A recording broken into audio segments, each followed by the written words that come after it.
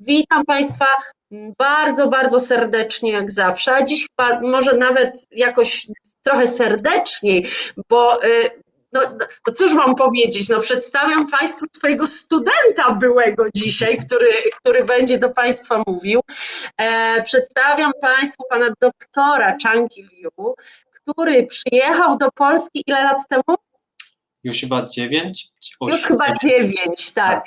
I kiedy po raz pierwszy pojawił się na Uniwersytecie Śląskim, to był taki półroczny wyjazd na staż. Pan doktor studiował wtedy na studiach licencjackich w Korei, w Seulu, na Uniwersytecie Hankuk polonistykę. No, muszę przyznać, że pan doktor jest naszą ogromną dumą i powinien być taką wizytówką Uniwersytetu Śląskiego w dużej mierze. Po tym przyjeździe półrocznym Karol zdecydował się zostać w Polsce na Uniwersytecie Śląskim. Ukończył tutaj studia magisterskie, zdecydował się podjąć studia doktoranckie, napisał, jak widniało na plakacie, doktorat po polsku. Ten doktorat poniekąd dotyczy tematu naszego dzisiejszego spotkania, bo to był doktorat właśnie o grzeczności, to jest najtrudniejsze słowo świata, honoryfikatywności w Polsce i w Korei.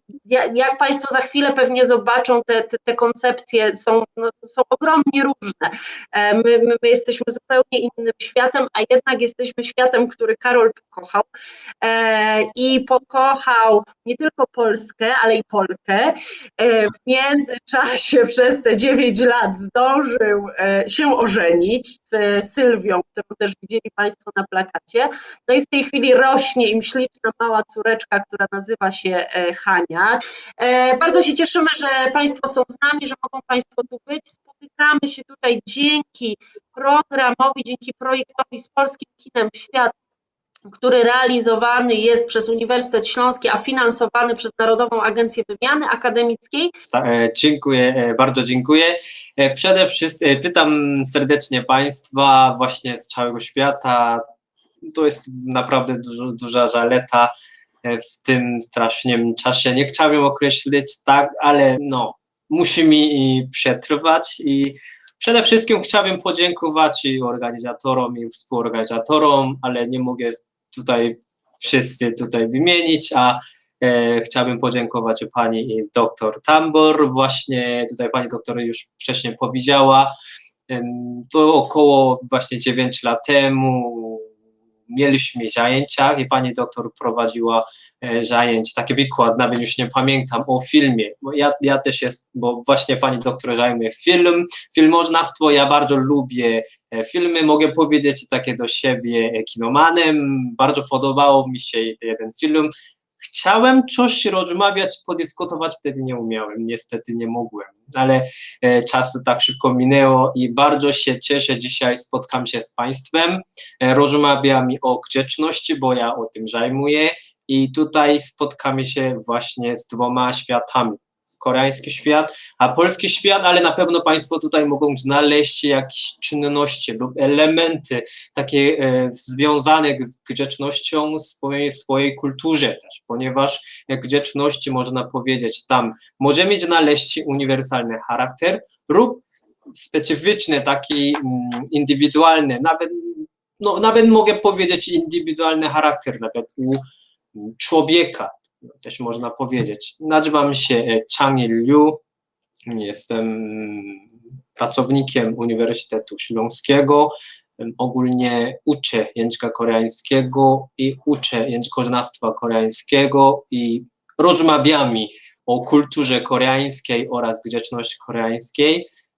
Pracuję w kierunku anglistyki, filologii angielskiej, ale równocześnie współpracuję z Międzynarodowym Studiach Polskich i jeszcze Szkołą Języka Kultury Polskiej i dzisiaj mógłbym dlatego tutaj wystąpić.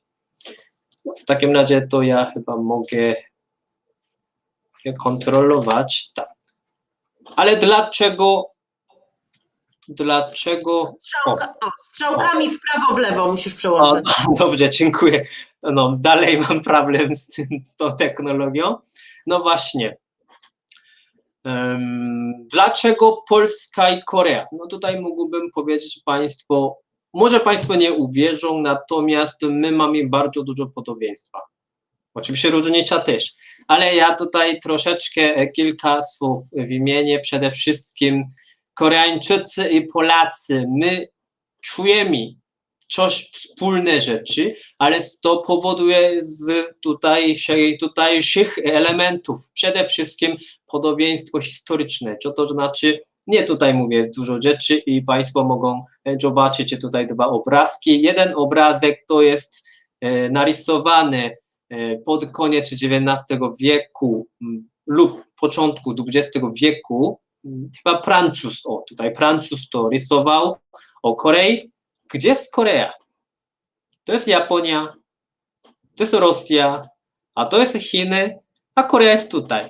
No, więcej nie komentuję, ale tutaj Państwo mogą zobaczyć też, ten geopolityczne rzecz jest bardzo podobne jest między Koreą a Polską.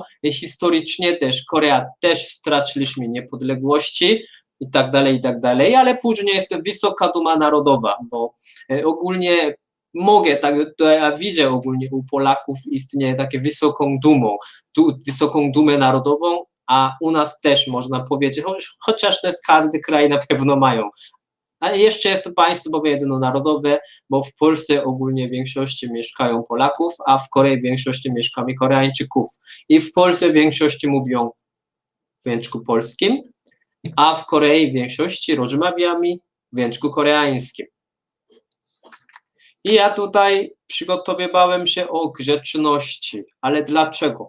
Bo grzeczności może mi tak nie doceniać, to jest, czy naprawdę ważne jest w języku, lub kiedy uczymy się języka, lub poznajemy jakąś kulturę, ale bardzo ważne jest moim zdaniem, ponieważ bez grzeczności językowej nie mówię nie, ale trudno zachowywać się odpowiednio w jakimś kraju albo jakiej kulturze, ponieważ grzeczność językowa to jest tutaj napisane zbiór norm obyczajowych oparty na systemie aprobowanych w danej kulturze, czyli członkowie danej kultury, oni obiecali, a takim sposobem będziemy zachowywać, to jest dobrze dla nas. Wtedy mamy harmonię. I możemy różne elementy tutaj wywierać, ale przede wszystkim uniwersalnie możemy rozumieć, w grzeczności istnieją życzliwości, chęci pomocy słabszym, przede wszystkim, szacunek dla ludzi, na przykład zasłużonych i starszych oraz zajmujących wyższą rangę w społeczeństwie, to ogólnie możemy rozumieć uniwersalnie, ale jednak każdej kulturach troszeczkę mamy różne rzeczy. A tutaj właśnie chciałbym rozmawiać z Państwem, szczególnie między Koreą a Polską. Zjawisko grzeczności powiedziałem, to występuje na całym świecie, ale jednak w każdym kraju troszeczkę inaczej jest. Natomiast jak inaczej? Ponieważ ja mówiłem dwa inne świata, a Koreańczycy, Polacy. Wcześniej byliśmy podobieństwo, zobaczyliśmy, ale jakie różnice mamy? Bo Polska znajduje się w centralnej Europie, a Korea znajduje się, gdzie znajduje się?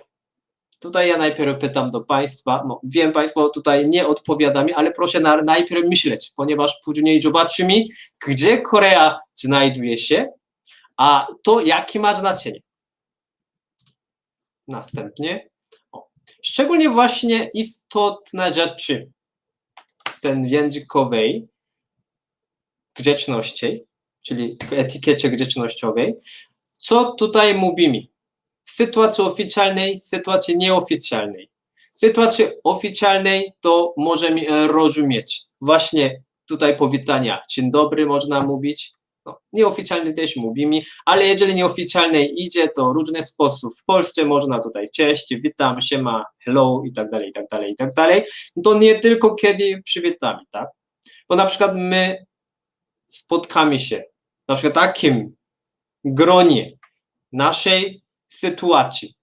To jest, można powiedzieć, oficjalnej sytuacji. Tutaj wymagano pewne zasady językowej, a jeżeli spotkamy się nieoficjalnej sytuacji, na przykład po wykładzie, no, bardzo szkoda, nie możemy tak mieć, ale po wykładzie, na przykład w przyszłości na pewno będziemy mieli i idziemy do restauracji, tam rozmawiamy, tam dyskutujemy na przykład i wtedy to jest jakby nieoficjalnej sytuacji, możemy rozumieć i wtedy używamy innego języka.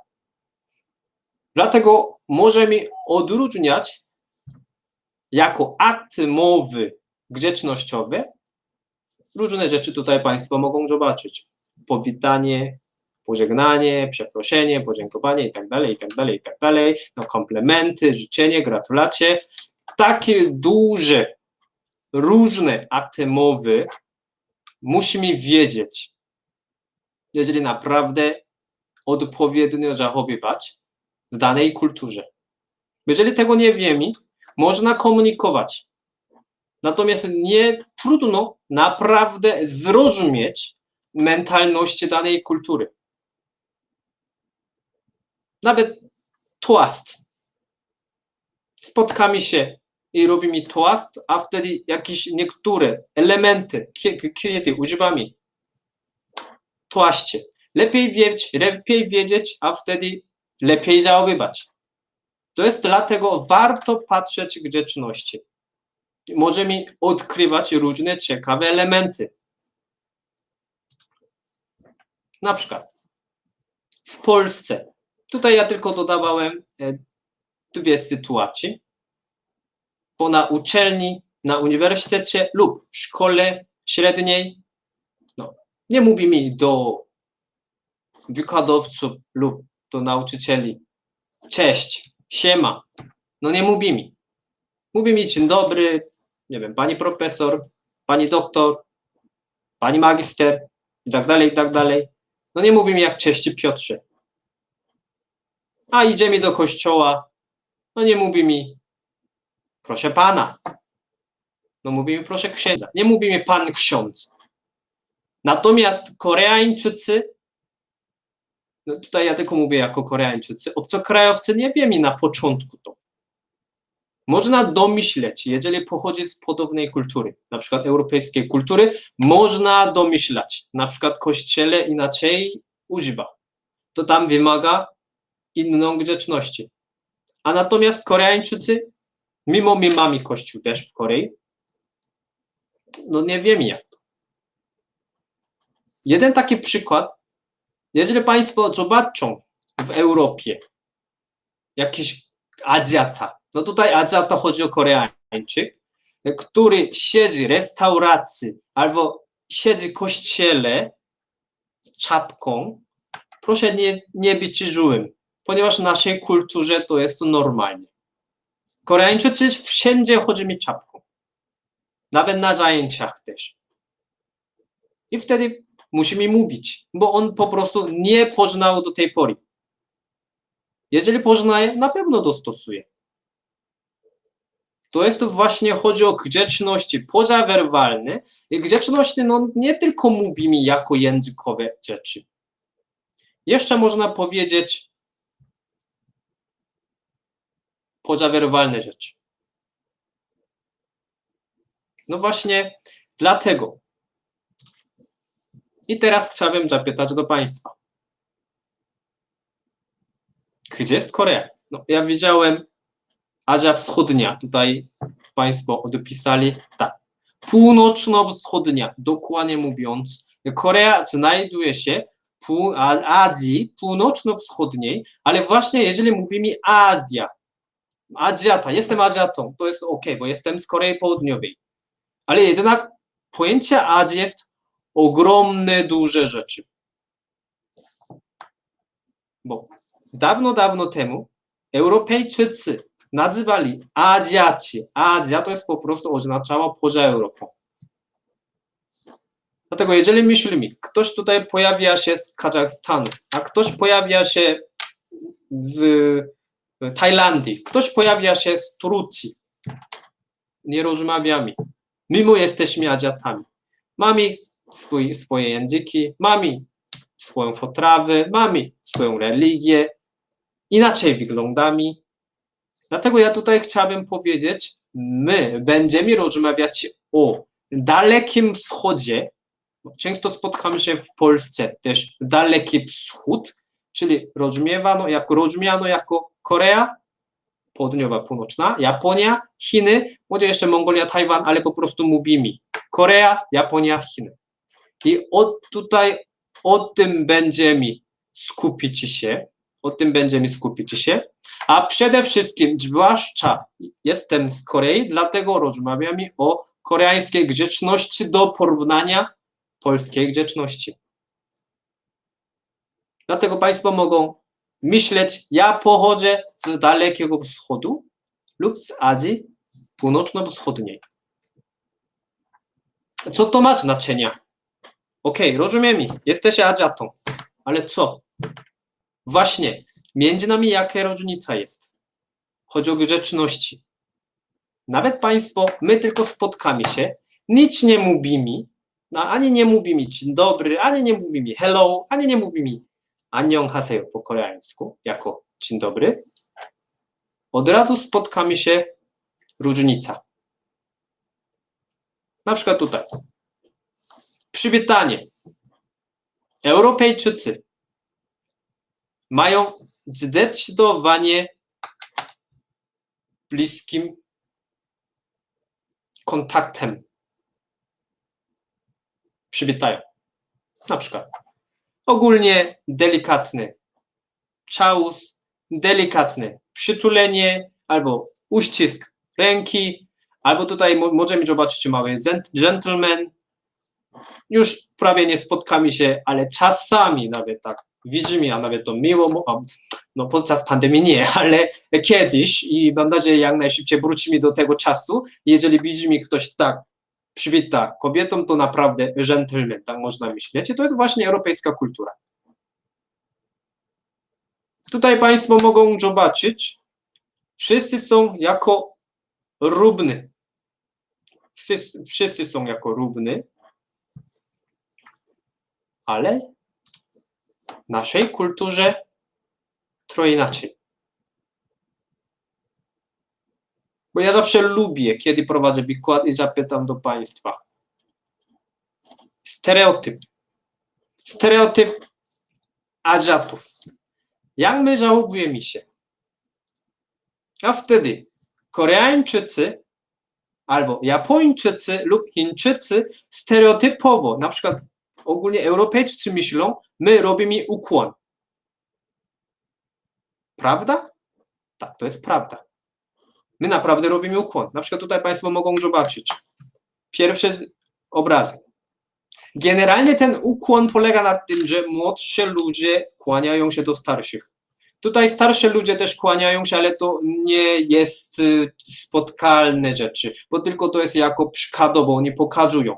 Bo kiedy uczymy się dzieci, a dziecko tak kłania się, a wtedy my też kłaniamy się, ale generalnie codziennie raczej nie. Tylko młodsi ludzie kłaniają się do starszych, a wtedy Państwo mówią, a starsi ludzie jak przywitają? Machami. Po prostu. Ale jeżeli zobaczymy obok, on nie tylko ukłon. Proszę Państwa, jeszcze możemy spotkać się z pokłonem w Korei. Ja tutaj mam pytanie do Państwa. Proszę myśleć, proszę pytać do siebie, a Państwo wyobrażają, Pańskie dzieci lub Państwo robią do rodziców albo do członków starszych w rodzinie, robicie pokłon? Bo ukłon jest taki normalny, używamy kiedy przywitamy. Natomiast pokłon jest troszeczkę takie specyficzne czelmami, ale zawsze robimy co roku. Przynajmniej raz w roku trzeba robić. Wtedy Państwo myślimy teraz, Państwo są w salonie albo gdzieś w pokoju, a dzieci albo Państwo robią do rodziców, do dziadków, albo do wujków, do cioć, robią taki pokłon. A jeżeli w Europie robi ktoś tak, a to może być możemy traktować jako znęcenie dziecka. Jak można to robić? Ale u nas to jest normalne, kiedy robimy w Nowym Roku. W Nowym Roku, czyli raz w roku, zawsze młodsze członków rodzinie robią taki pokłon do starszych członków rodzinie. brzmiało tragicznie. Starszy członek, ale to jest w naszej kulturze, trzeba tam być. Wiek jest bardzo istotny element koreańskiej kulturze. Jeżeli chcemy odpowiednio zachowywać się w Korei, nawet w rozmowie, trzeba wiedzieć rozmówca ile ma lat. To później jeszcze będziemy rozmawiać. Ale nie tylko ten ukłon i pokłon. Jeszcze dodatkowo, proszę Państwa, oczywiście my też, bo globalizacja panuje teraz na nasz świat. I dlatego dostosujemy do międzynarodowej, uniwersalnej grzeczności, natomiast jednak troszeczkę koreanizowało. Państwo tutaj nie wiemy, kto jest starszy, kto ma jakie stanowisko, jaką mają relację. Oni tylko podali rękę. Ale Państwo mogą wiedzieć, kto tutaj ma władzę, albo kto ma wyższe stanowisko, albo kto ma starsza osoba. Bo ten pan ogólnie podawał jedną rękę, ale ten pan podaje 2 rękami. Nawet podaje mi ręki, Koreańczycy pokazują mi troszeczkę inne rzeczy od Europejczyków. Bo Europejczycy to samo, po prostu podadzą rękę, albo tutaj stosuje się płeć. Na przykład kobieta jest, a można przytulić, albo można delikatny cios, albo można robić taki ten gentleman. Ale u nas nie ma. U nas po prostu trzymamy dystans, robimy ukłon, bo pokłon jest, kiedy robimy w Nowym Roku, czyli życzenie dajemy w tym czasie. To nie codziennie spotkamy się, ale robimy na pewno. Bo to jest, Państwo mogą rozumieć, takie podobne zjawisko społeczne, kulturowe do opłatki w Polsce, w Wigilii. Bo w Polsce opłatki daje i życzenie daje, a my robimy pokłon i daje życzenie. Ale jeszcze zobaczymy na dole. Tutaj jeszcze, mimo oni robią, podadzą rękę, jeszcze z ukłonem. No oni są takie politykami długo znającymi, dlatego nawet troszeczkę tutaj można powiedzieć taki po koleżeńsku oni robili, ale nawet po koleżeńsku takie rzeczy robimy. Czyli już pierwszy krok, my spotkamy się z różnicą.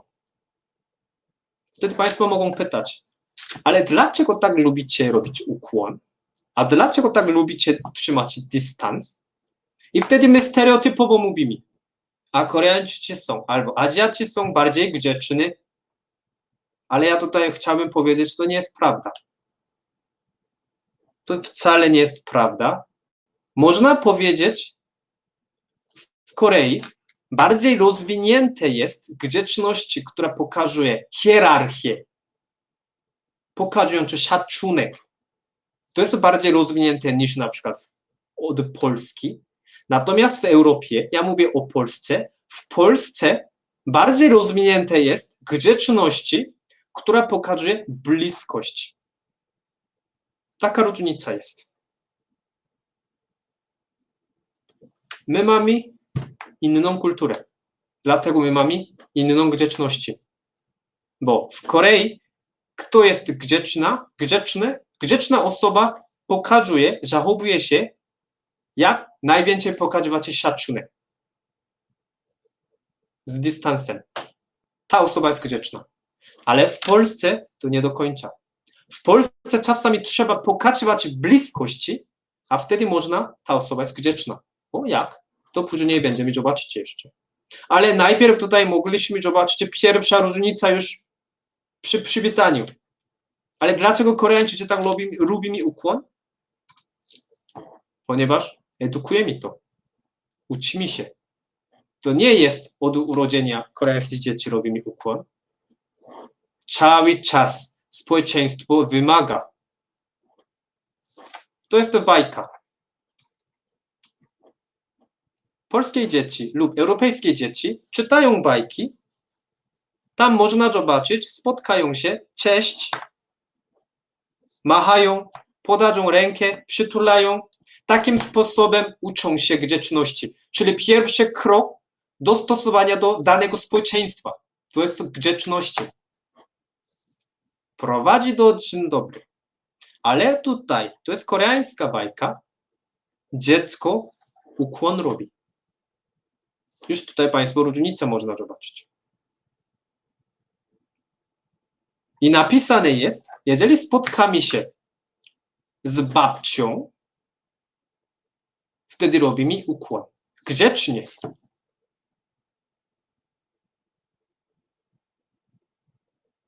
To jest właśnie różnica.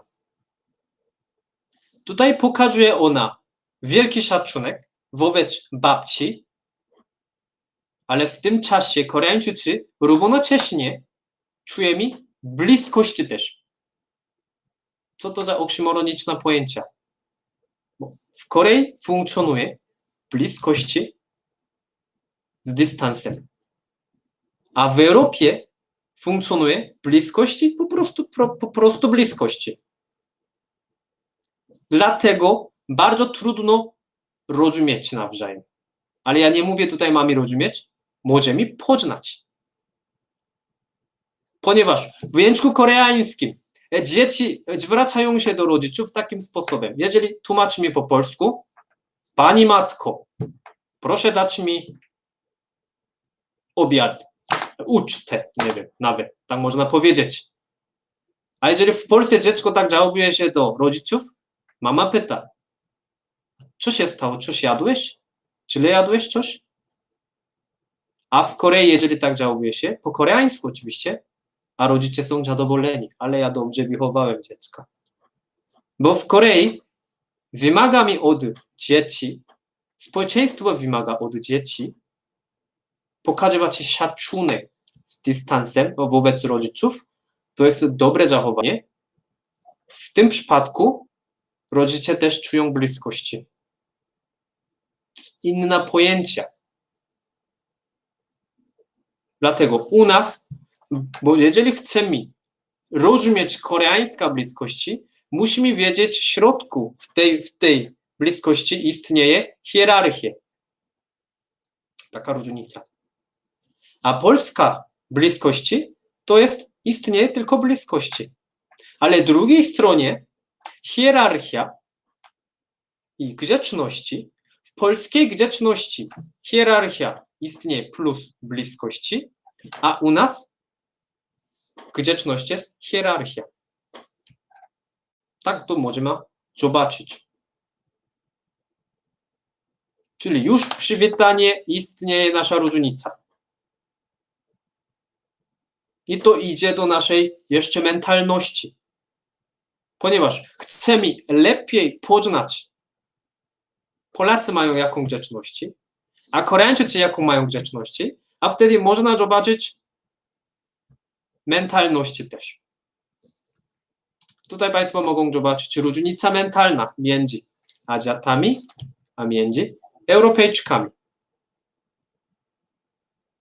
Azjaci, nie chcemy mówić, tutaj oczywiście chodzi o Azjata do Dalekiego Wschodu, bo Azja jest ogromny teren, tak? Tego ogólnie Koreańczycy, Chińczycy, Japończycy, tak można powiedzieć. Azjaci Dalekiego Wschodu, my nie lubimy mówić wprost. Ale Europejczycy, tutaj mówimy Polacy, mówią wprost. Państwo mogą myśleć, nie, ja nie lubię mówić wprost, ale jeżeli porównujemy do nas, to jest na pewno Państwo wprost mówią. Jeżeli tutaj wyobrażam, jesteśmy w jednej sali, tam jest ciepło, a wtedy Państwo mogą mówić. Tu jest bardzo ciepło, a możemy otworzyć okna, a możemy otworzyć drzwi, a możemy włączyć klimatyzację. Państwo tak robią. No na pewno, bo co mam robić? A my, Azjaci, robimy tak. Ale pogoda jest ładna. Nie mówię, pomieszczenie jest ciepło. Ja staram się przekazać informację. Ciepło jest, ale nie mówię wprost. Ale pogoda jest ładna, nie? A to jest przyjemnie, ale właśnie chyba lato przyszło. W takim sensie my po prostu okrągło mówimy. I wtedy Państwo mówią, o, ciepło, a możemy otworzyć okna? Ja wtedy mówię, nie, nie jest okej. Ale tutaj w moim głowie, odpuść, proszę, ja zaraz umieram. No to jest właśnie nasz sposób mentalności.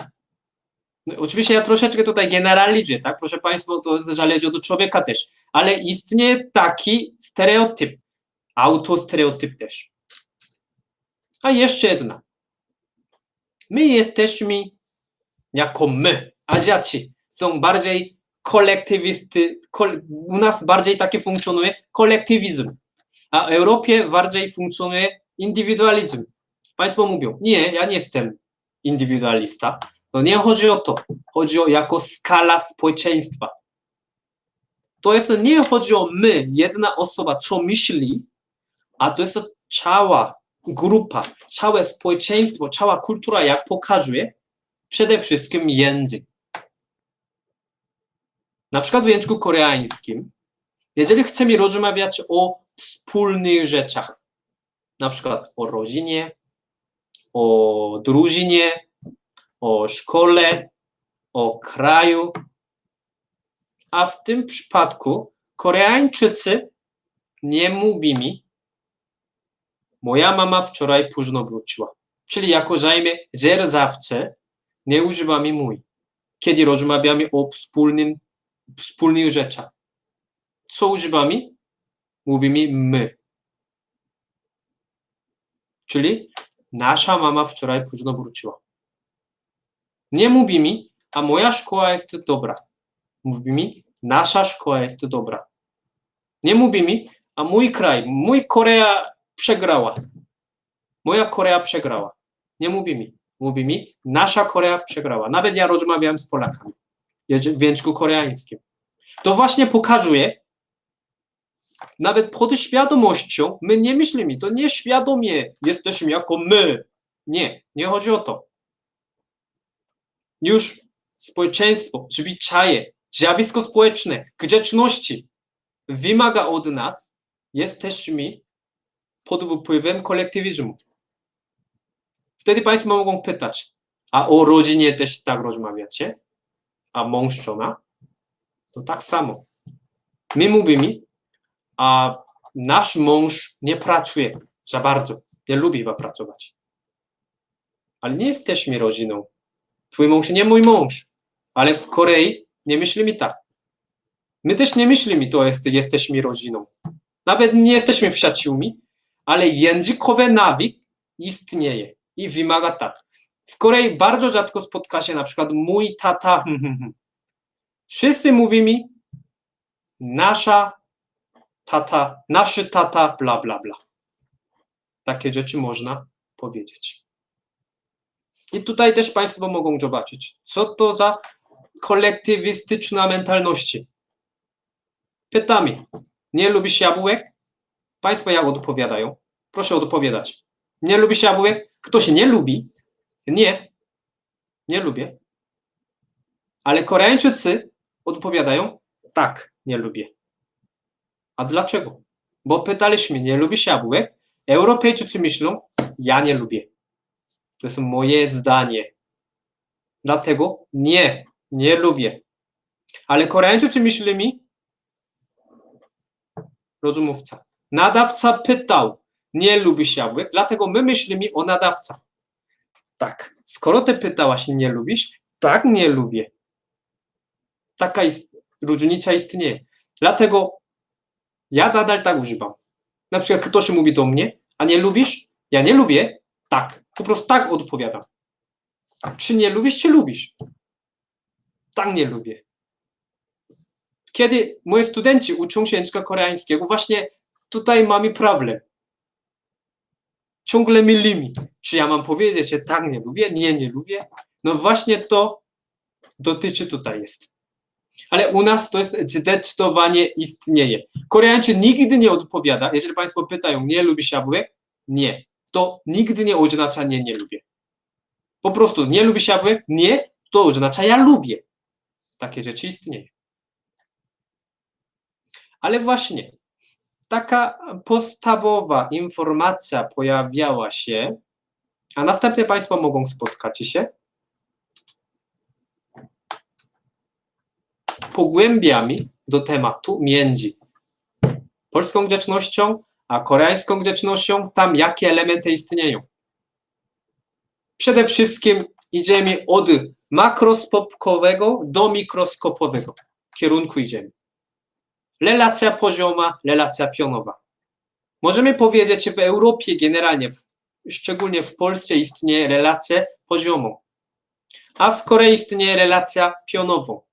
Bo to jest to właśnie wcześniej troszeczkę rozmawialiśmy, kiedy używamy form grzecznościowych, czy to jest zależność od bliskości, a kiedy mówimy ten form grzecznościowych, czy to jest zależność od wysokiego statusu społecznego, co to znaczy wiek, stanowisko lub niskiego statusu społecznego. Na przykład w Polsce istnieje specyficzna sytuacja, na przykład szkoła lub spotkanie z duchową osobą, to jest troszeczkę inna sprawa, ale my generalnie myślimy o codziennym życiu. Państwo, jeżeli spotkamy się z kimś, obcą osobą, nie znamy dobrze, używamy pan, pani. Grzecznie. Proszę pana. No chociaż nie zawsze też, ale takim sposobem najpierw idziemy. Proszę pana, teraz która godzina, czy mógłbym pytać i tak dalej, i tak dalej. Ale jeżeli państwo codziennie spotkają się z tym panem,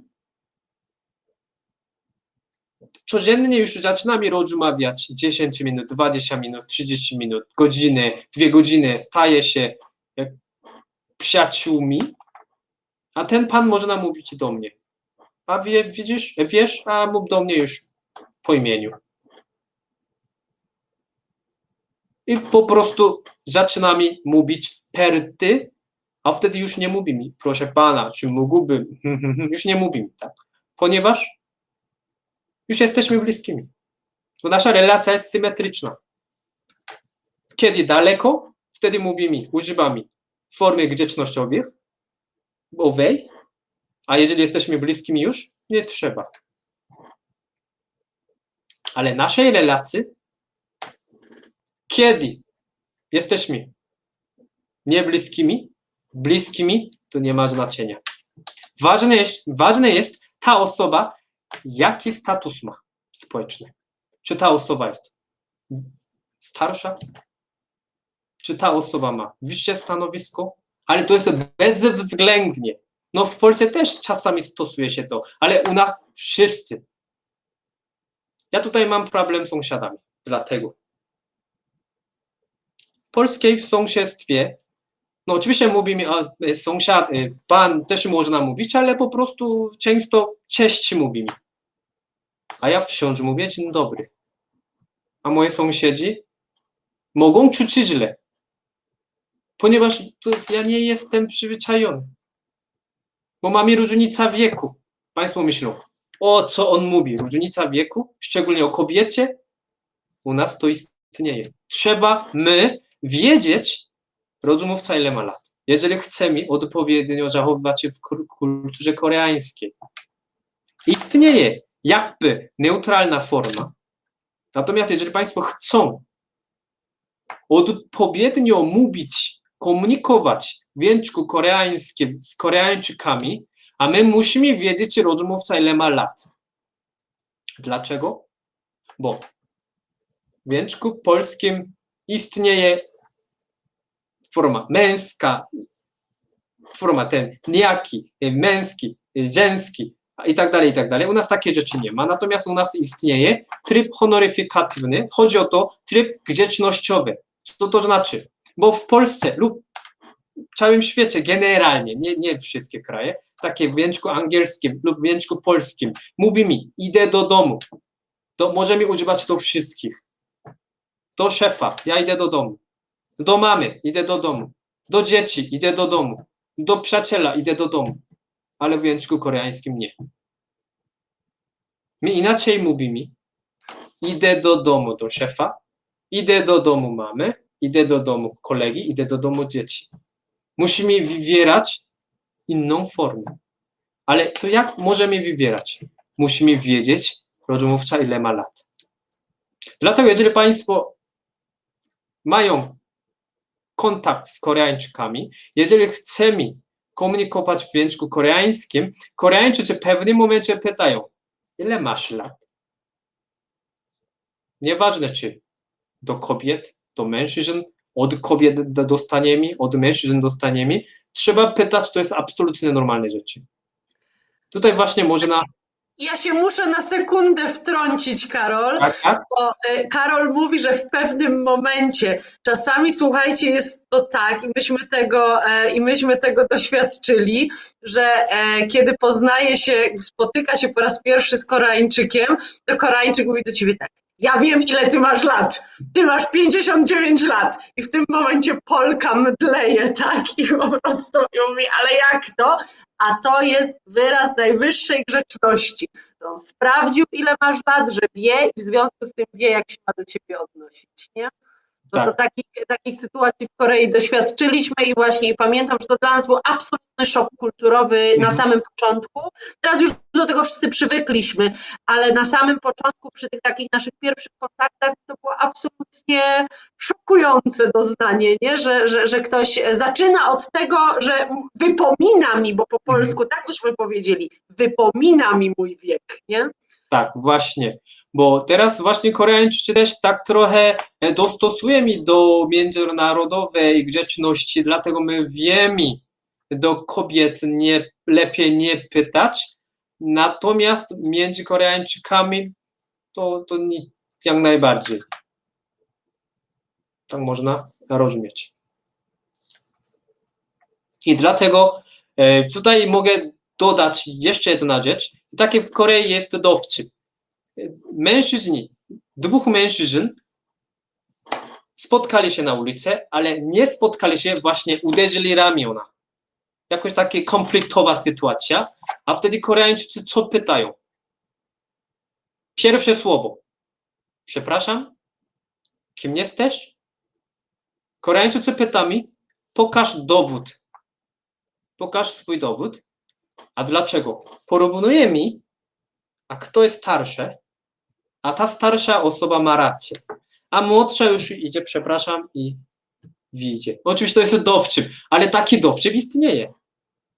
No w Polsce nie ma takiego dowcipu, ale u nas jest. Nawet Państwo, jeżeli oglądają jakiś koreański program rozrywkowy, jakiś aktorzy i celebrycy, często dowcip mnie pytają, a ty kiedy urodziłeś się, ty ile masz lat, takie rzeczy mówią. To jest właśnie nasze autostereotypowe takie dowcip, tam można powiedzieć. Ale to opiera się na relację pionową. I teraz zobaczmy. Właśnie takie relacje, właśnie koreańska relacja jest asymetryczna. My akceptujemy, nasza relacja jest nierówna.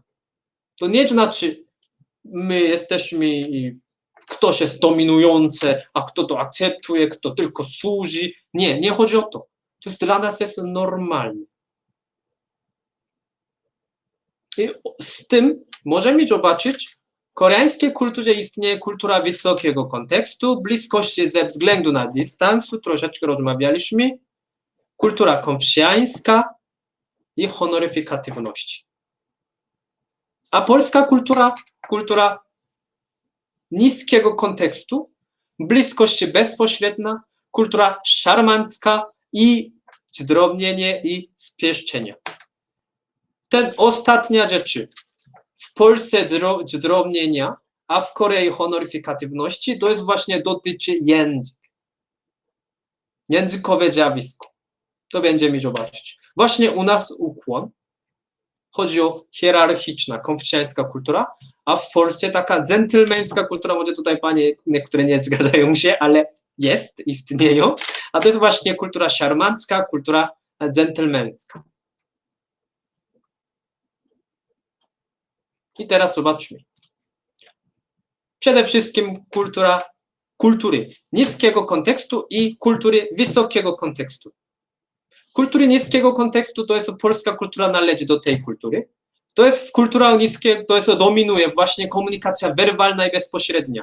To jest właśnie jeszcze dotyczy europejska mentalności, bezpośredniowa. Coś myślę, mówię. Coś chcę, mówię. Na zajęciach to pokazuję. polskiej szkole dzieci, nawet nie tylko dzieci, uczniowie lub studenci mają pytanie, pytają. Zależy od grupy, ale generalnie, jeżeli ktoś nie rozumie, przepraszam, nie rozumiem, albo ktoś nie zgadza się nawet, albo ma wątpliwości i pyta. Czasami spotka się, student nie ma racji, ale dalej dyskutuje. Ponieważ po prostu myśli, mówi. Nieważne kontekstu, co tutaj, atmosfera, a rozmówca jakie ma informacje, jakie ma stanowisko, a jakie ma gesty, mimika, w ogóle nieważne. Coś ja potrzebuję, ja mówię. Natomiast kultury wysokiego kontekstu troszeczkę inaczej. Tutaj ważny jest kontekst. Musimy tutaj wiedzieć, że ten niski kontekst to nie znaczy źle, a wysoki kontekst to nie znaczy dobrze. To jest po prostu kultura, która wymaga niski kontekst, a kultura, która wymaga wysoki kontekst. W naszej kulturze wymagamy wysoki kontekst. Chodzi o to, nie chcemy bezpośrednio mówić, my innym sposobem przekazujemy. Gesty, twarz, albo intonacje. Mówię, tak, tak, proszę, tak, takim sposobem na przykład. I to jest właśnie powodowało bardzo dużo nieporozumienia i konflikt między Azjatami Dalekiego Wschodu, a Europejczykami i Amerykanami. Już trochę mniej, ale kiedy lata 90., dopiero wtedy na przykład japońskie koncerny zaczynali coś sprzedać w Europie lub lata 80. i wtedy Japończycy spotkali się Europejczykami i mieli jakąś konferencję, jakiś business meeting. A ten Europejczyk cały czas coś chciał kupić lub sprzedać od Japończyków i mówi, 2 godziny, 3 godziny miał prezentację. Japończyk, cały uśmiech,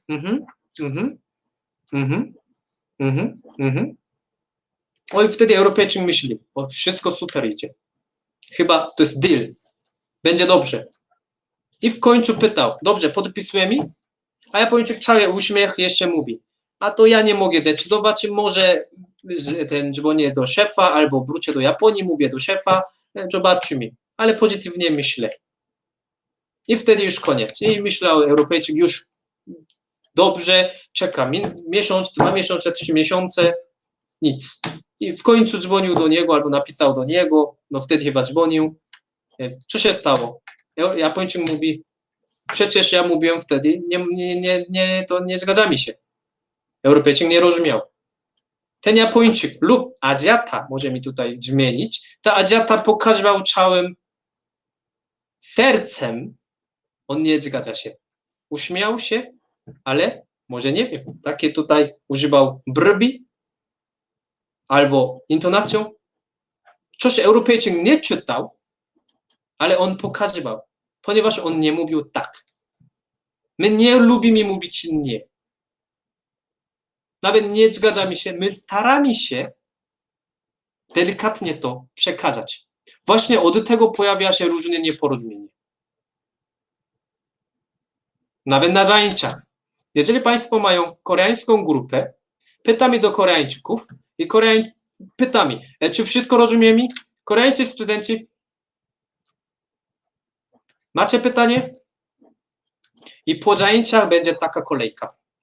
Bo nie jesteśmy przyzwyczajeni pytać podczas zajęć, wszyscy patrzą, ale ja po prostu mówię do nauczyciela, ja nie rozumiem.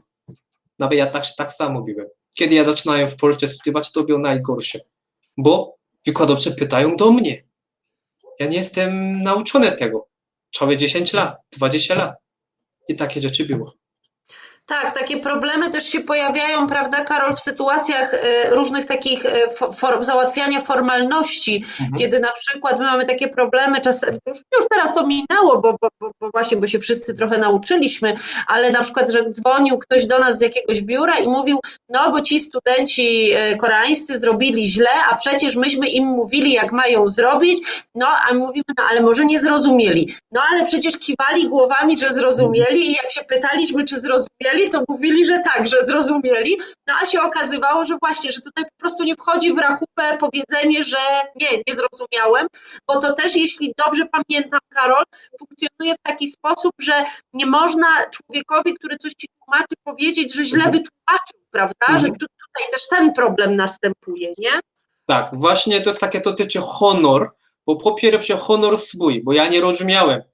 Skoro ta osoba wszystko tłumaczyła, wyjaśniała, ja muszę rozumieć, ale ja pytam, odpytam, nie rozumiem, to jest mój honor spada, a po drugie, teraz pani doktor mówiła, jego honor też spada, bo skoro on wyjaśniał, ale ja nie rozumiałem, źle tłumaczył. No takim względzie nie chce mi po prostu przekazywać się nie, ale to bardziej powoduje więcej problem czasami w Europie. Ale tutaj istnieje właśnie taki kulturowy termin, tutaj Państwo mogą zobaczyć, czy to czytamy dunci. To jest w koreańskiej kulturze istnieje bardzo ważna umiejętność jako czytanie kontekstu, czyli umiejętności czytania kontekstu. Co to znaczy? Ktoś nie wprost mówi i tylko pokazuje na przykład innym sposobem, a ktoś to dobrze czyta, on ma dobry nunci. Ale ktoś pokazuje, ale to nie rozumie ktoś, to jest nie ma nunci. Na przykład w firmie szef jest. Szef chce pić wodę, ale nie chce wprost mówić. Bo wtedy szef no ale pogoda jest ciepła. Takie rzeczy mówi. Wśród pracowników ktoś ma dobry nunci, on nic nie mówi, idzie do gdzieś i przygotuje wodę i daje szefowi. A szef jest zadowolony, ale ty masz dobry nunci. A ktoś nie rozumiał, o co chodzi, a on cały czas stoi obok szefa i szef mówi, ale ty nie masz nunci, a ty trudno będziesz czuł w Korei. No to jest oczywiście żart, ale takie odczytywanie kontekstu to jest bardzo ważna umiejętność w naszym społeczeństwie. To też codziennie pojawia się. Nunci to jest właśnie ktoś nieodpowiednio zachowuje się lub ktoś nieodpowiednie rzeczy mówi w nieodpowiedniej sytuacji, niepasującej sytuacji, wtedy mówimy, ktoś ma nunci, ktoś nie ma nunci. To jest właśnie, dotyczy ten kontekst. Ale następnie, bliskości, to troszeczkę wcześniej rozmawialiśmy. Polska bliskość jest bliskość bezpośrednia. Nie jesteśmy bliskimi, mówimy pan, pani. Już jesteśmy bliskimi, można mówić perty.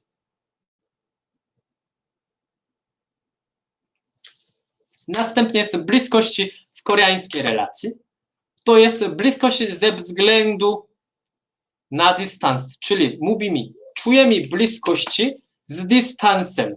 Pokażemy dystans, czujemy bliskości.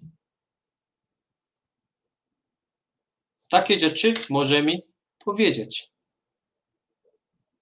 I dlatego w koreańskiej kulturze w ogóle nie ma, albo na pewno rzadziej spotka się niż w polskiej kulturze, jako przejścia per ty. Już jesteśmy dość bliskimi, a mówimy już per ty. Mówimy po imieniu.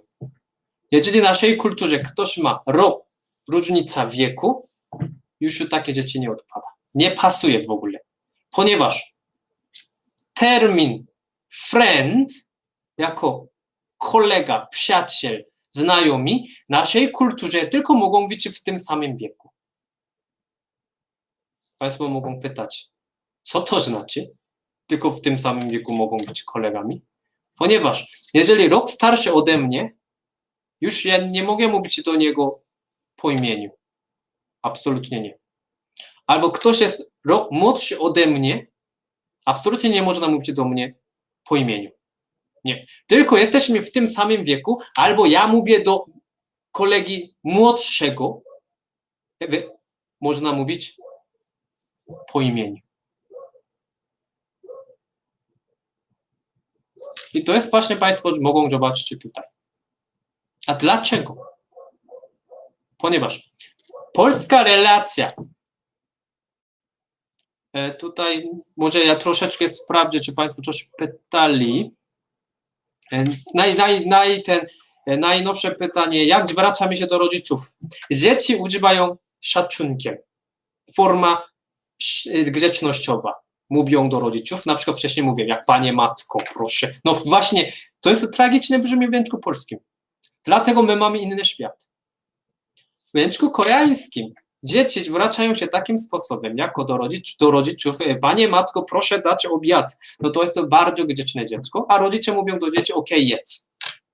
Czyli asymetryczna relacja. My świadomie wiemy, dzieci mają niższy poziom społeczny od rodziców. To jest dla nas jest normalne. Chociaż teraz globalizacja panuje, troszeczkę ta relacja, szczególnie między rodzicami i dziećmi, idzie do zachodniego kierunku, dlatego bardzo dużo dzieci już teraz normalnie mówią do rodziców na przykład normalnej formy. Nie mówię na ty, nie, oczywiście to w życiu nie można, ale takie już nie całkiem grzecznym formą, to już rzadko spotka się.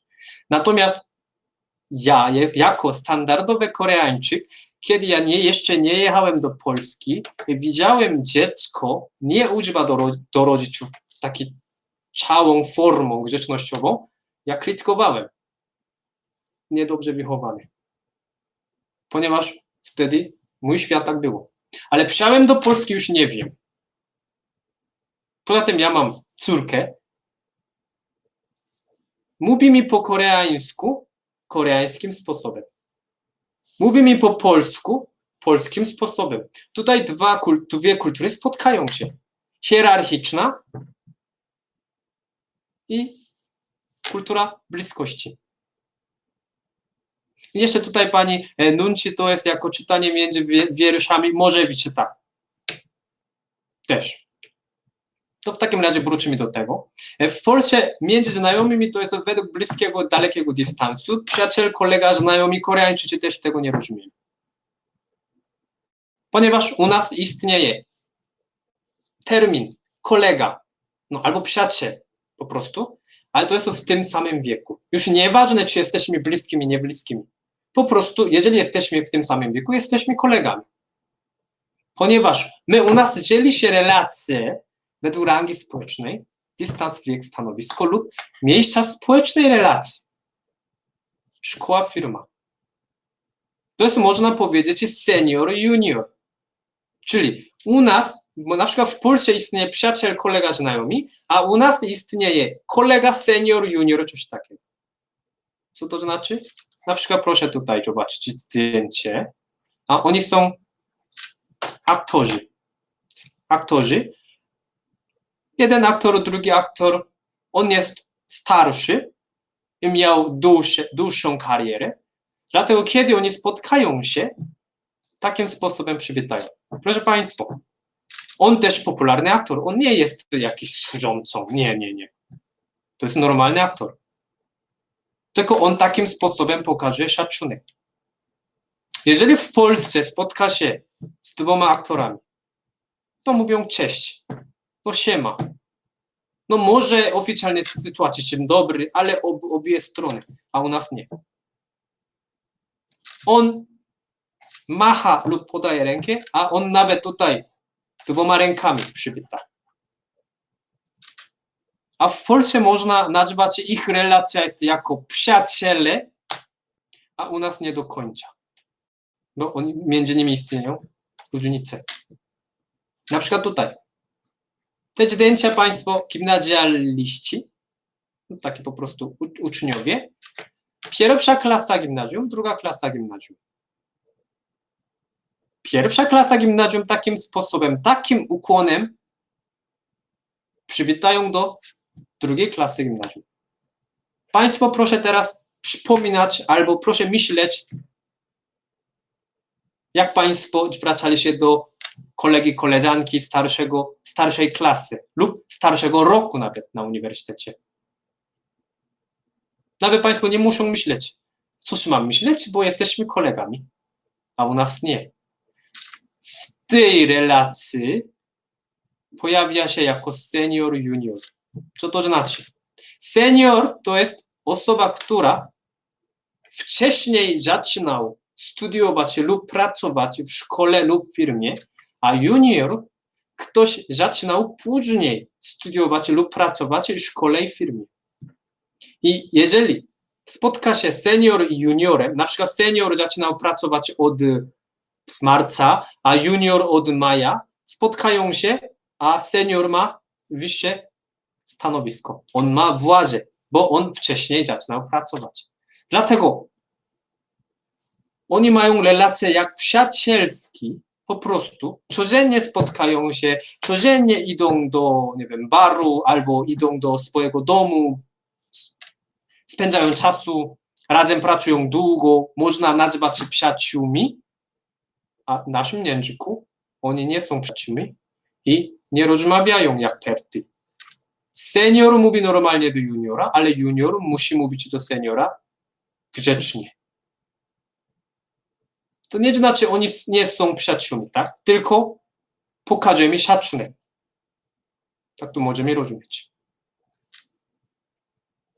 Jeżeli to rozumiemy, taki wiek jest ważny w naszej kulturze, ja mogę pytać do Państwa. To jest polska legenda założycielska. No Lech Czech-Rus to jest braćmi.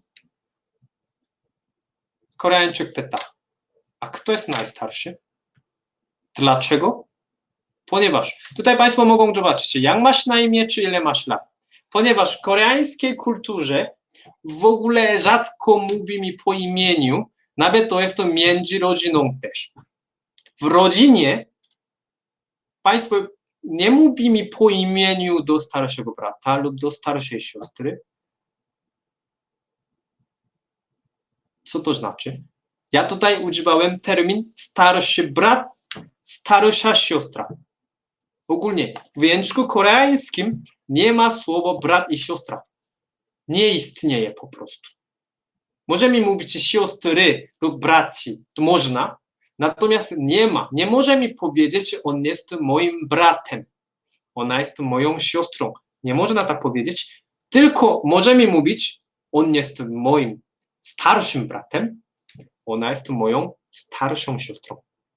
On jest moim młodszym bratem, ona jest moją młodszą siostrą. Od razu w relacji rodzinie pojawia się hierarchia. Dlatego chcemy tłumaczyć po koreańsku. Musimy wiedzieć, kto jest najstarszy. Ponieważ nie możemy po prostu mówić, brat Lech mówił do brata Czecha, do Rusa, coś takiego nie można mówić. Musimy po kolei mówić, najstarszy brat budował taki kraj, a drugi brat budował taki kraj, najmłodszy brat budował taki kraj. Tylko tak mogliśmy tłumaczyć. Dlatego na przykład ja tutaj pytam do Państwa, kto jest najstarszy? Państwo nie mogą odpowiadać. Bo Europejczycy, Polacy, w ogóle jest nieistotna informacja. No, oni są braćmi, koniec, kropka. Idziemy dalej. Ale u nas zaczynamy od kto jest najstarszy. Na przykład takie podobną legendę mamy w Korei też. Taki jeden jakiś założyciel kraju, on miał dużo brata i bracia chcieli atakować do niego, coś takiego. Natomiast my nie znamy, jak ma na imię, oprócz tego głównego bohatera. Jak mają na imię. Ten inny braci, nie wiemy oni ile mają lat. Nie chodzi o, przepraszam, nie ile mają lat, jak mają na imię. Tam napisane po koreańsku, najstarszy brat mówił do bohatera, a drugi brat mówił do bohatera, najmłodszy brat mówił do bohatera. My nigdy nie zastanawiamy się, jak oni mają na imię. To jest właśnie inny świat. W Polsce istnieje w grzeczności informacja imię, a u nas istnieje w grzeczności informacja ile ma lat. Takie rzeczy. Tutaj jeszcze zobaczę, jak będzie wyglądała relacja między osobą starszą, krótszej w danej firmie. Tutaj ogólnie istnieje takie trudności, ponieważ ten grzeczność koreańska nie ma mi takie całkiem zrobioną regułę, nie ma mi. Dlatego tutaj mogę powiedzieć, zazwyczaj, jeżeli starsza osoba krócej pracuje, ta starsza osoba mówi do młodszej jako panie seniorze, tak mówi, ale później grzecznościową formą, ponieważ szanuje on jednak dłużej pracuje, a ten senior jego, czyli młodszy, ale dłużej pracował, mówi zazwyczaj panie juniorze i też mówi szacunkiem, ponieważ mimo on jest jego juniorem, ale on jest starszy, ale to jest nie zawsze. To zależy od osoby. Jeżeli ten senior mówi do tego starszego juniora, no brzmi tragicznie, ale proszę zrozumieć, u nas to jest normalne. Ten młody senior mówi do starego juniora, ej ty, rób to, a starszy junior, to musi akceptować. Oczywiście denerwuje się, natomiast jednak senior to senior. Dlatego państwo ogólnie koreańskie relacje na ulicy jest to wiek dominuje najbardziej, a w firmie stanowisko dominuje, bo potem wiek. Ale to jest ogólnie powoduje różne nieporozumienia na przykład w Europie, ale to później zobaczymy. To idziemy dalej. Dlatego takie pytanie mogliśmy zadać. A następna rzecz. Szarmanckości i kultura konfucjańska. Ogólnie w Polsce, no w Europie, ale ogólnie mówimy tutaj w Polsce istnieje kultura szarmancka. Mężczyźni pokazują szacunek wobec kobiet. Już słyszę, wiem, nie wszyscy, ale mówimy, trzeba tak robić. Wiemy o tym. Ale u nas płeć nieważne. W ogóle nieważne. U nas ważne jest po prostu, kto jest starszy. Ale dlaczego? Dlaczego ogólnie w koreańskiej kulturze istnieje różnica, ten hierarchia między rodzeństwem, ten braćmi, siostrami, coś takiego? Bo właśnie to pochodzi od kultury konfucjańskiej. Ponieważ kultura konfucjańska to też taki osobny temat, możemy cały dzień rozmawiać. Pozwolę sobie skrócić, bardzo, bardzo skrócić. To jest właśnie przed naszą erą taki Chińczyk, pan Chińczyk, tam można powiedzieć, Konfucjusz, czyli założyciel konfucjanizmu. On stwierdził taką, to nie jest do końca religia, to nie jest filozofia, to nie jest taki tylko teoria. Możemy rozumieć, to jest wszystko. Takie doktryn społeczne, albo religia może być z życiem, może być etos życia, może być filozofia życiem. On właśnie tam stwierdził, bo on ogólnie doświadczył w swoim życiu. W tym czasie, przed naszą erą, w Chinach cały czas pojawiało się codziennie nowy kraj upadł, ludzie zmarli i dlatego on myślał, a dlaczego ludzie tak męczą ze sobą? Jeżeli pokaże mi szacunek od domu, czyli dzieci wobec rodziców, młodsi ludzie wobec starszych, czyli młodsze rodzeństwo do starszego rodzeństwa i później w pracy pracownicy wobec kierownika do szefa, a później ludzie do króla. Taka zasada cały czas idzie, a w końcu nasz świat będzie harmonia, będzie spokój. On tak myślał i stwierdził. Ale tutaj państwo muszą wiedzieć, musimy myśleć, to nie chodzi o tylko wymagane od młodszych. Nie to. To jest chodzi o to, młodsi ludzie pokażą mi szacunek wobec starszych, a starsi kierują młodszych. Nie tylko młodszy szacunek pokażą i starsi wszystko robią, co chcą. Nie. Starsi też muszą pomagać nawzajem. Teoretycznie, ale w życiu oczywiście nie zawsze tak to widzi, ale to jest właśnie kultura konfucjańska. I dlatego państwo tutaj mogą spotkać się nieporozumienie, ponieważ jakiś jest spotkanie biznesowym.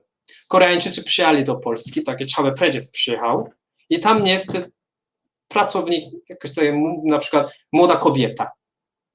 Oni szli do restauracji i kelner daje jedzenie albo daje menu. Oczywiście w Polsce najpierw do kobiet. A to mogą być problem dla koreańskiego prezesa. Oczywiście ja przesadzam. Nie zawsze tak jest. Koreańczycy też rozumieją. Ale właśnie takie rzeczy jest. Bo w Korei kelnerzy zobaczą taka grupa, myślą, kto jest najstarszy. Albo przynajmniej kto ma najwyższe stanowisko.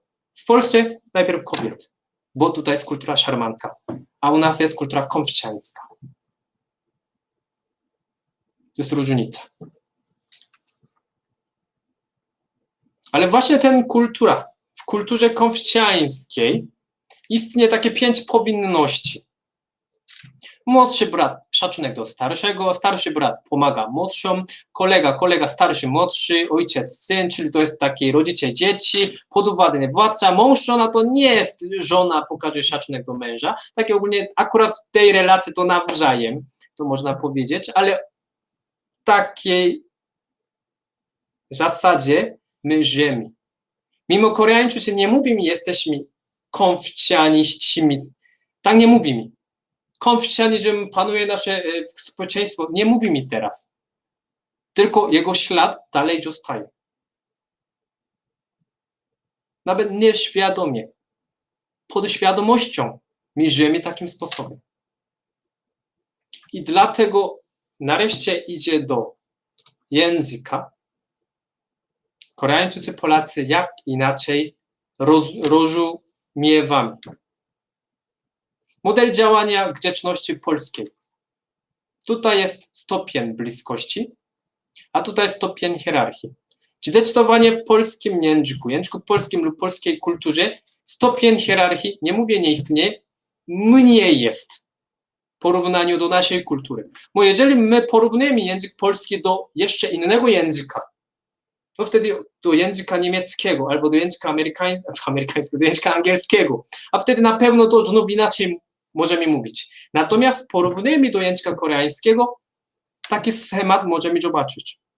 U nas istnieje, na przykład w Polsce istnieje mama, matka, mamusia, mamunia i tak dalej. Takie zdrobnienie, właśnie to pokazuje mi, jak jesteśmy bliskimi. Dlatego ogólnie dzieci, polskie dzieci zwracają się do rodziców używających zdrobnieniem. Nawet czasami po imieniu teraz. Czasami. Ale u nas nie istnieje zdrobnienia. W języku koreańskim nie ma. W ogóle nie istnieje. Mi istnieje honoryfikatywności, która pokazuje szacunek, kiedy mówimy. Dlatego według honoryfikatywności 엄마 jako mama, 어머니 jako matka, 어머님 jako pani matka, natomiast inaczej funkcjonuje. My to używamy normalnie do mamy. Bo wcześniej zobaczyliśmy, koreańska bliskość jest z dystansem. Pokaże mi szacunek wobec mamy, ale mama wtedy czuje bliskości też. To jest właśnie w języku, obu językach możemy zobaczyć różnicę. I jeżeli zobaczymy tutaj, to jest, ja ogólnie osobiście nawet doświadczyłem różnica, albo widziałem Polacy, albo Koreańczycy mieli nieporozumienie, albo szok kulturowy. Bo w autobusie ja często widziałem starsze panowie, taki starszy pan, bardzo starszy pan, muszę niestety tak podkreślać, daje miejsce dla kobiet, na przykład dla młodych. Wiem, nie często, ale widziałem. W koreańskiej kulturze nigdy nie widziałem. W życiu ani raz takie rzeczy spotka się. W ogóle nie myślimy to. Bo u nas po prostu młodszy zawsze dadzą miejsce dla starszych. Zawsze, 100%. Ale w Polsce, wiem, rzadko, ale jest. Na przykład mężczyźni otwierają drzwi dla kobiet, na przykład. Następne tutaj zdjęcia.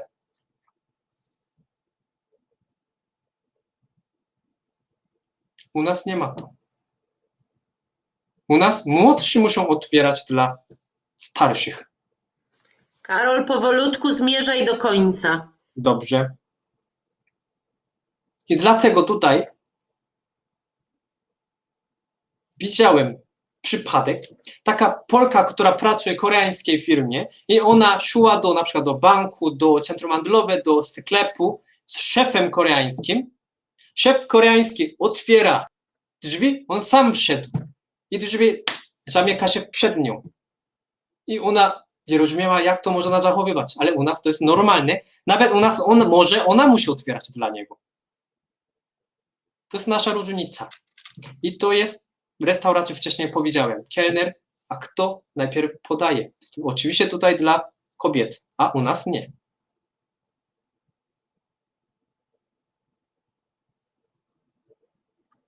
Ogólnie rozmawialiśmy. Nasza różnica i podobieństwo. Też można powiedzieć niektóre rzeczy, ale głównie skupiłem się, jakie elementy istnieją polskiej grzeczności i koreańskiej grzeczności, to jest naprawdę jak to funkcjonują, bo istnieje różnica. Nie mówię, my możemy rozumieć od razu. Rozumienie jest trudno, nawet ze sobą nie rozumiemy czasami. Koreańczycy z Koreańczykami, Polacy z Polakami. Natomiast jeżeli poznajemy pewne elementy, możemy wiedzieć, na przykład Państwo spotkają się z Koreańczykami, podali rękę, a Koreańczyk nie wie, co ma robić, to nie chodzi o, on nie chce kolegować z nami, nie jest przyzwyczajony. Albo na przykład Państwo spotkają się z Koreańczykami, i Koreańczycy wszyscy na przykład kłaniają się, Państwo nie wiedzą, co mają robić, to też normalne rzeczy. I to jest właśnie nasza różnica. I ja jeszcze jedna rzecz chciałbym pokazać Państwu bardzo szybko w YouTubie, bo ja do tej pory mówię, ale jak to stosuje się, naprawdę pokazuje naszej codzienności. To jest około minuty i dlatego możemy zobaczyć. To jest taki koreański serial o firmie. I tutaj Państwo możemy zobaczyć. Mam nadzieję, Państwo też się słyszą. Proszę zobaczyć. 장그래 씨?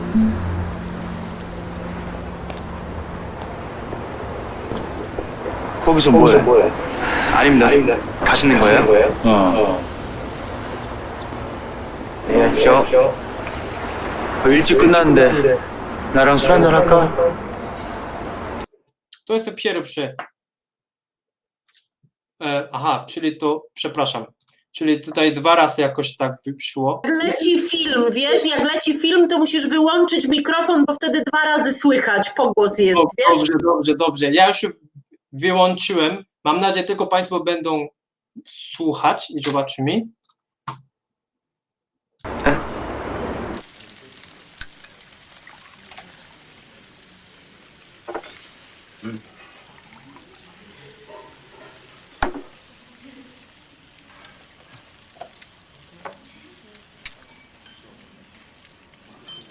I tyle.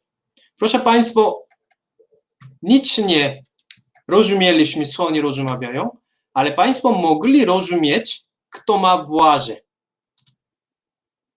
Bo tutaj ten pan coś mówi, on ukłon robi, a on nie robił, bo on jest starszy, on na wyższe stanowisko.